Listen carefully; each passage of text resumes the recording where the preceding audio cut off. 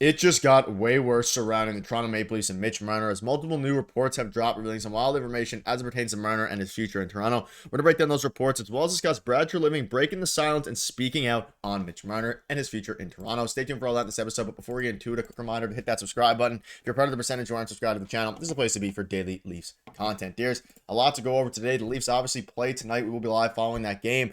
But what matters the most here is the Mitch Marner situation. It's not getting any less distracting for the fans or the players or even the front office, as Brad Treliving had to come out and address some of the speculation and rumors that have been going around surrounding Mitch Marner. But we have multiple new reports to go over today. And the situation, it is wild considering there's 20 or so games left in the regular season. The Leafs are approaching a crucial playoff run, one of the most important that we've seen in the last decade here. And you can see this here. A bunch of reports go over. We'll start with one from the fourth period. The expectation remains that Mitch Marner will hit free agency this summer. He loves Toronto and isn't closing the door on staying, but he's seeking a contract over 8 years at $104 million. So there's a lot to go over today because there's a ton of reports. We'll dive into a bunch of them. We'll start with this one.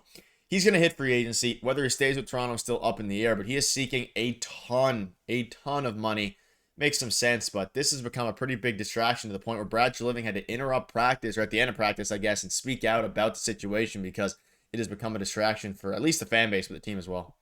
Yeah, he normally never does that either. And they're obviously in Utah for the first time ever tonight. They're playing their first game in Utah against the hockey club. And we're almost there towards the end of the season. There's only one more 10 o'clock start after this one tonight. But we had a feeling that Mitch Marner was going to command a lot of money. This is what this is all about, really, at this point, because the Leafs have offered him contracts that he's turned down. And he said he's waiting till the end of the season. We know that for a fact. That's happened, right?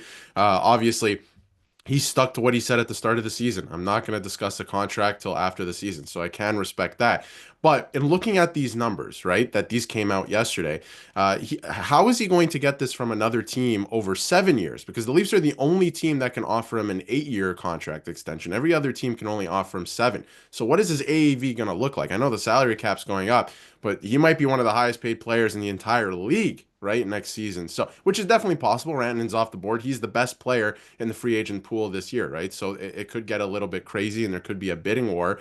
But like I said, at the end of the day, and I've been saying this the last couple of videos, how badly, because he's been saying it, he keeps saying it, how badly do you want to be a Toronto Maple Leaf, right? Are you going to take the contract that they're offering you, or are you going to walk for more money, right? That actions speak louder than words. We'll see what he does this offseason. But I think, like you mentioned, one of the biggest postseasons in the last decade, maybe even the last 20 years for the Toronto Maple Leafs, 30 years at this point, coming up here, that he has to perform. And let's make no mistake about it. If you've watched the games, I mean, I know he's putting up points. We can all see it. He leads the team in points in the playoffs since this new era started in 16-17. We can all see that. After game 2 or 3 of a series, he goes away. We've all seen it, right?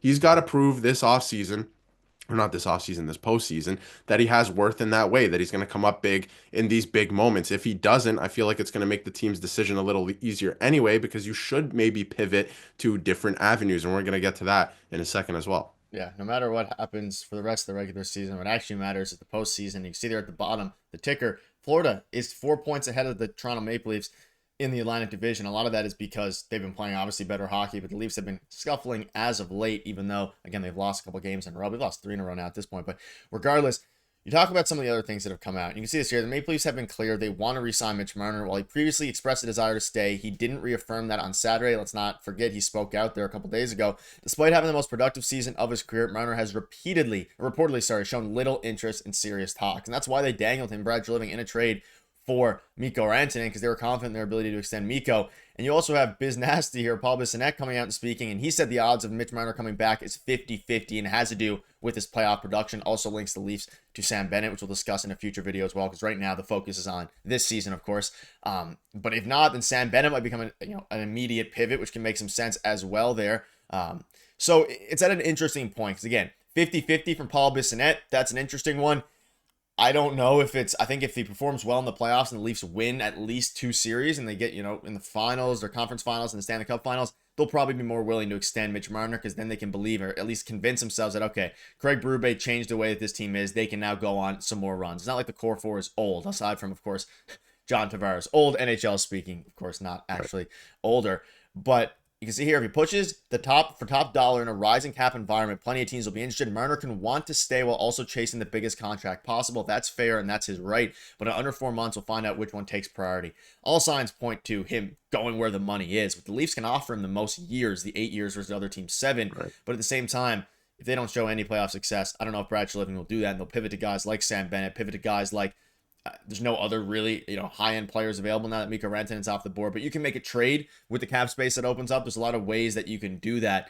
That's not Mitch Marner. And at the end of the day, if they don't perform well in the playoffs and they get bounced in the first or second round, I don't see a world where they would handicap themselves with a Mitch Marner contract anyway. So I think the real hard question only becomes if they get eliminated in Game 7 of Round 2 or Round 3.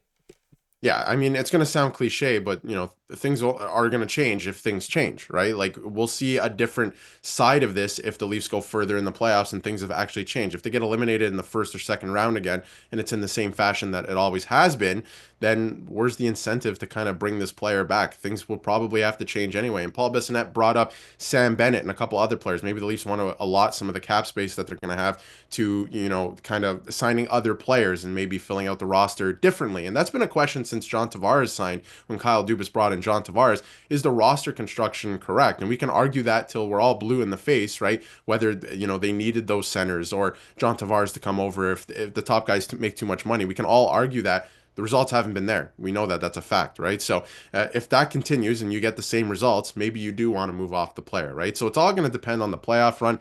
I mean, if things go the same way this year and they're eliminated in the first round again, let's say maybe the second round, but it's in the same fashion, the team has played the same way. I do kind of think that change is needed, and maybe they need to fill out the roster a little bit different. Maybe you look at a Sam Bennett who's going to make significantly less than Mitch Marner, right? And maybe you look at another player, you use that cap space to kind of fill out the rest of the team. John Tavares is going to take a significant pay cut this year as well. He's going to be making almost less than half, right? Possibly than what he was making this year. So maybe you fill out the roster different ways. But again, hypothetical. We'll see what happens in this year's playoffs.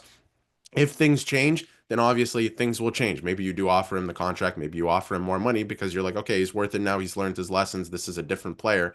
But we'll see what happens in this year's playoffs. Yeah, it all comes down to the playoffs, which we're inching closer and closer to. And Brad Treliving came out and revealed some information about it. He said, we want Mitch here for a long time. It's not a distraction. It is.